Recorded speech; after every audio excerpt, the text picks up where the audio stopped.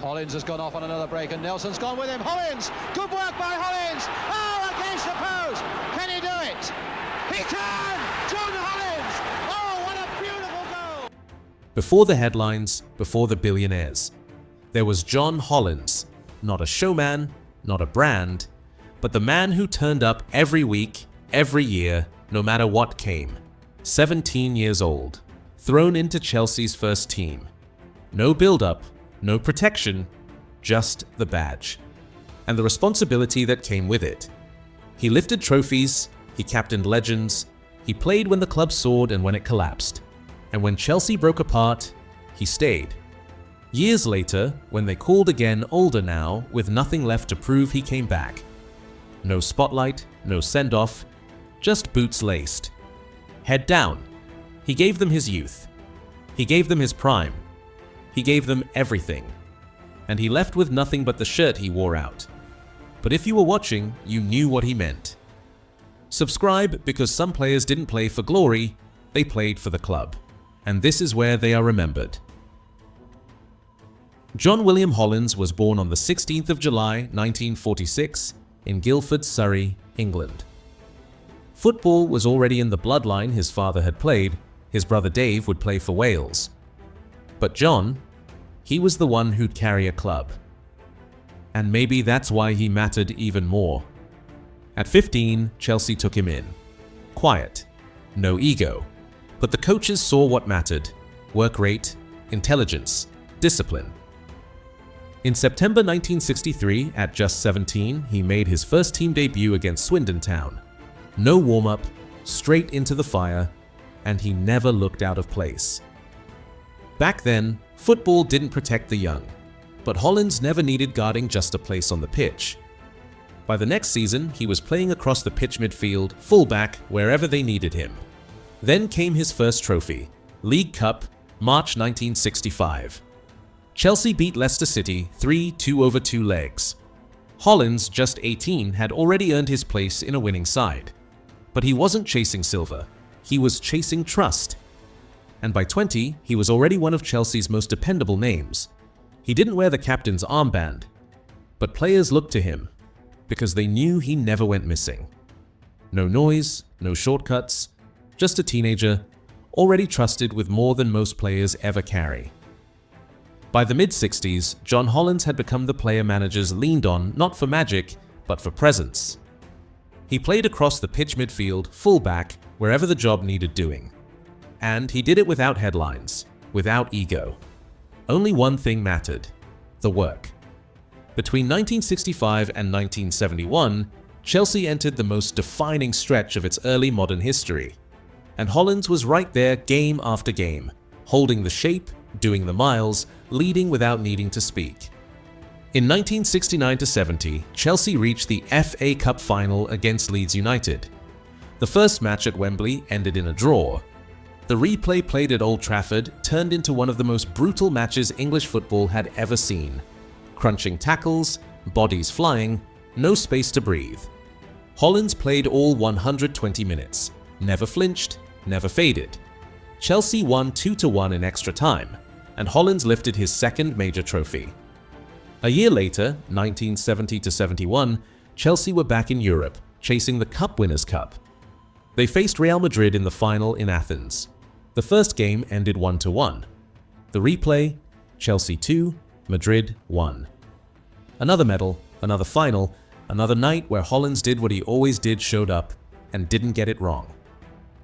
That same year, he was named Chelsea Player of the Year. Not for a goal, not for a moment, for everything in between the space where real football is played. Even wore the England shirt 14 times but never once asked you to notice. While others looked for glory, Hollins looked for responsibility. And when things got heavy, he was the one they leaned on. 2 seasons, 2 trophies, no noise, just a player you never had to doubt. The trophies were won, the parades had passed, but behind the scenes, Chelsea were breaking. By 1972, the club was falling into crisis. The new East Stand project had spiraled out of control. Debts piled up, players began to leave. The team that had conquered Europe was now being dismantled piece by piece. And through it all, John Hollins stayed. No transfer request, no media games. He wore the armband when needed, filled the gaps when others walked, and held the team together when there was barely a team to hold. The crowds thinned. The results dipped. The dressing room got younger and weaker. But Hollins didn't lower his level. He played over 50 games in the 1974-75 season, even as the club slid down the table. He wasn't a man built for headlines. He was built for storms. By 1974-75, Chelsea were in serious trouble, relegation looming, confidence gone. At the end of that season, after 12 years, nearly 500 appearances, and the trust of 5 different managers, John Hollins left. Not with bitterness, not with noise, just as he had played fully, faithfully, and without complaint. When John Hollins left Chelsea in 1975, he didn't chase spotlight clubs. He joined Queen's Park Rangers, solid, sharp, well-managed. He spent 4 seasons at QPR, playing alongside the likes of Stan Bowles and Jerry Francis. No ego, no headlines, just the same Hollins organizing, recovering, filling space. In 1979, he moved across London again, this time to Arsenal. At Highbury, he was already in his 30s, but he didn't play like it.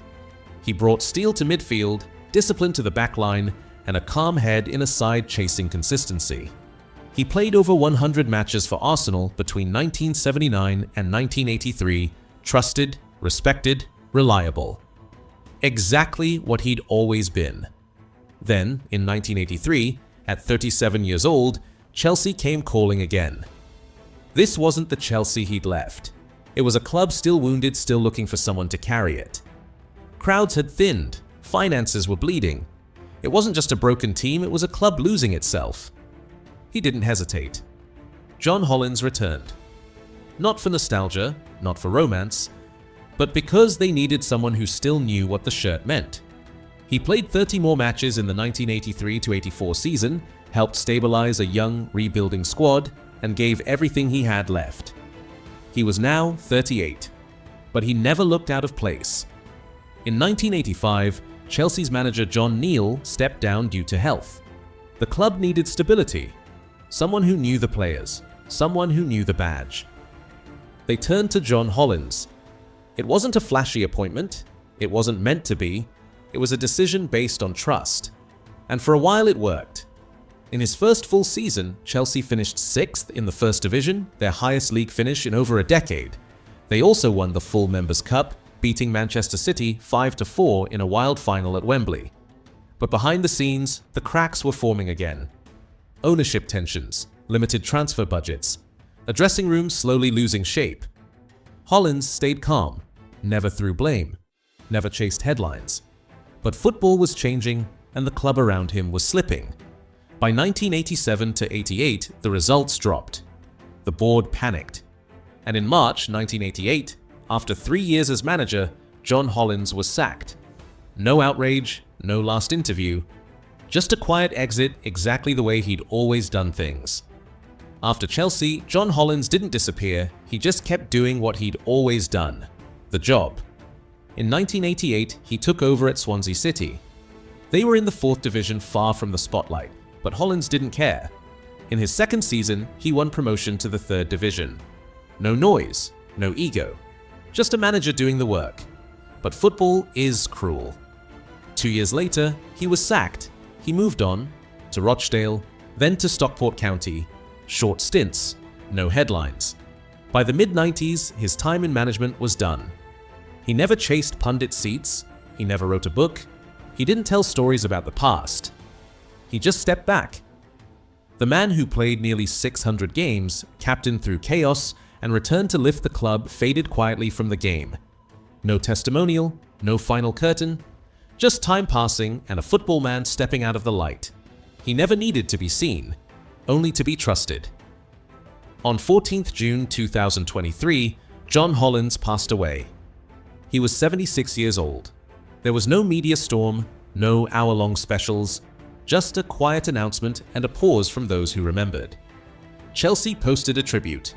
They called him a hero to fans of the club, a gentleman who lifted the team with his play and lit up the bridge with his smile. Arsenal followed. So did QPR, Swansea, Rochdale. No fake praise, just words that meant something. A memorial was held at St. Luke's and Christ Church, just across from Stamford Bridge. Former players came Barry Bridges, John Dempsey, Colin Pates. Old names, real respect. The Supporters Trust called him a man who always had time for fans. Because that's who he was. He didn't need to be adored, he just showed up, every time. He had played 592 times for Chelsea, won trophies, managed the club, came back when they were broken, and when he left this life. But those who knew, those who watched, they felt it. Some players go out with applause. Hollins went out the same way he came in, with his head down, his work done, and no need for attention. You don't play nearly 600 games for one club by being loud, you do it by being there. When others were chasing transfers, John Hollins was tracking back. When the team needed holding, he filled the space. And when Chelsea collapsed, he didn't point fingers. He stayed. Then they called again. Older now, slower. And still, he came back. No player gave more without asking for less. They gave him an OBE in 1982 for services to football, not fame. He lifted 3 major trophies. He captained through chaos. He managed through crisis. He never demanded tribute. And when it was over, he walked off in silence. But this silence was never emptiness. It was weight. It was dignity. It was what the game used to look like before the noise arrived. No chance. But if you know the game, you know what he was. A professional, a servant, and the kind of man every club needs but almost never gets twice. Subscribe because the game moves on. But here, we don't forget the ones who held it together.